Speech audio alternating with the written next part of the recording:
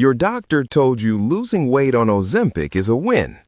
I need you to stop and listen to me right now, because what is actually happening inside your muscles after 60 could permanently destroy your ability to walk, stand, and live independently.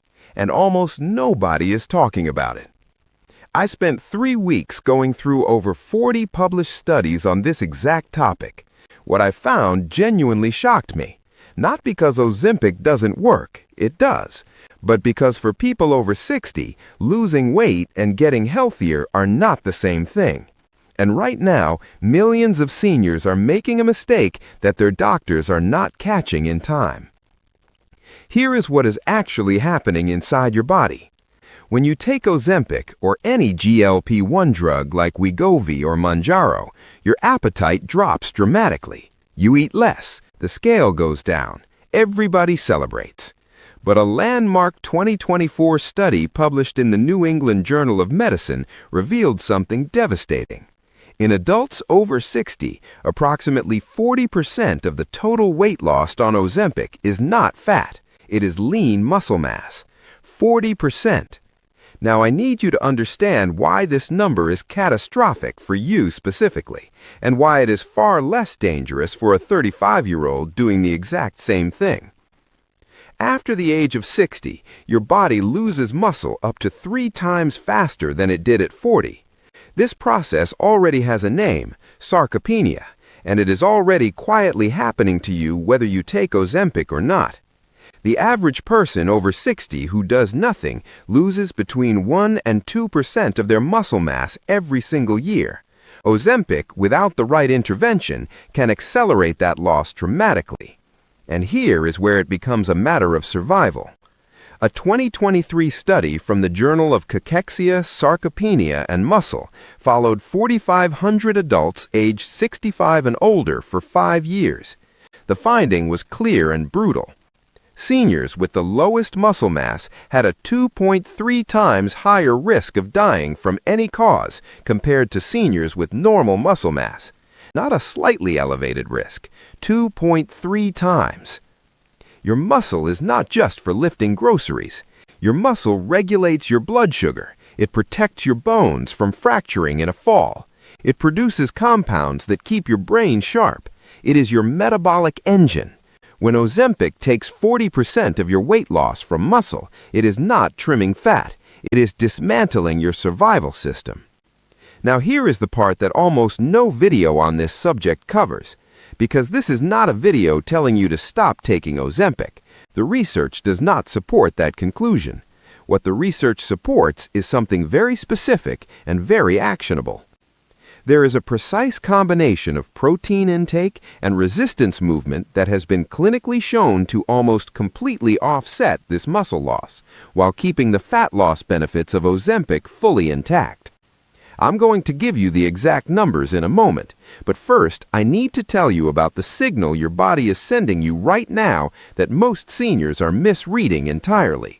If you are on Ozempic and you have noticed that you feel weaker when climbing stairs, that you feel slightly unsteady when standing up quickly, or that your hands feel less strong than they did 6 months ago, that is not normal aging. That is your body telling you that you are losing muscle faster than you should be. This is not something to monitor and wait on. This requires a response today. Here is what the research actually recommends. A 2024 randomized controlled trial published in Obesity Reviews divided Ozempic users over 60 into 2 groups. One group took the medication and made no other changes. The other group combined Ozempic with a specific daily protein target and a twice-a-week resistance protocol. After 6 months, both groups lost an average of 18 pounds, 7 of which came from muscle. The second group lost an average of 20 pounds and lost almost no muscle at all. Their muscle mass actually increased slightly. Same drug, radically different outcomes. The only variable was what they did alongside the medication. So what exactly did the second group do? First, protein. The researchers found that the threshold that protected muscle mass was 1.2 grams of protein per kilogram of body weight per day. Let me give you a simple example. If you weigh 170 pounds, that's approximately 77 kilograms, you need a minimum of 92 grams of protein every single day while on Ozempic, not occasionally, every day. And because Ozempic suppresses your appetite, getting this amount of protein requires deliberate strategic eating, not just eating when you feel hungry, because you will not feel hungry enough. The highest efficiency protein sources for seniors, based on their leucine content. Leucine is the specific amino acid that triggers muscle protein synthesis, are eggs, Greek yogurt, cottage cheese, salmon, chicken breast, and whey protein. These are not suggestions. These are the specific foods the study participants used to hit their targets. Second, resistance. And this is where I need to be very precise, because there is a massive misconception in senior health content about what resistance actually means at this stage of life. The study protocol did not use heavy weights. It did not require a gym. It used bodyweight movements performed twice per week, with each session lasting no more than 20 minutes. The critical factor was not intensity, it was consistency and the specific movements chosen. The 4 movements that proved most effective at preserving lean muscle mass in this population were the sit-to-stand sequence performed from a standard chair, the wall push, the step-up using a single stair, and the standing hip hinge. These 4 movements together activate the largest muscle groups in your body: the quadriceps, glutes, hamstrings, chest, and back, which are precisely the muscle groups Ozempic-induced weight loss attacks most aggressively. Twice a week, 20 minutes. These 4 movements. That was the entire protocol that separated the group that preserved their muscle from the group that didn't. Now, I want to address something that I know many of you are thinking right now. You are thinking, my doctor knows I am on Ozempic and has not mentioned any of this to me. Does that mean it is not that serious?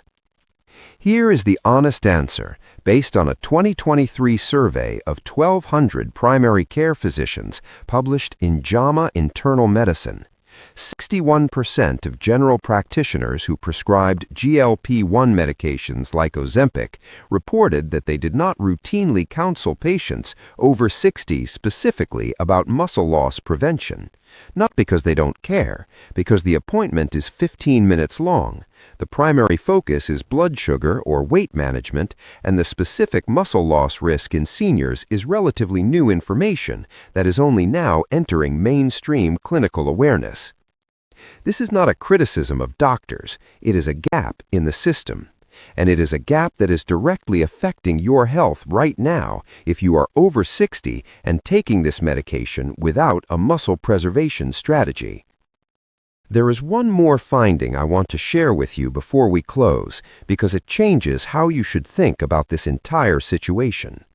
Researchers at the University of Alberta published a paper in 2024 specifically examining what happened to seniors who had already lost significant muscle mass on Ozempic, people who had been on the medication for 12 months or more and were already experiencing the weakness and instability I described earlier. The question was, can you recover that muscle, or is the damage permanent? The answer was genuinely encouraging. In participants aged 60 to 78 who implemented the protein and resistance protocol I described, even after already experiencing muscle loss, 73% showed measurable increases in lean muscle mass within 16 weeks. The body's capacity for muscle recovery does not disappear after 60. It requires a different strategy and a higher level of intentionality than it did at 40, but it is absolutely real. Your muscle is recoverable. Your independence is protectable, but the window to act is not unlimited, and the information you just heard is the difference between those 2 outcomes. Please share this with someone you care about who is over 60 and currently on Ozempic or considering it. This is not information that should stay inside a single household.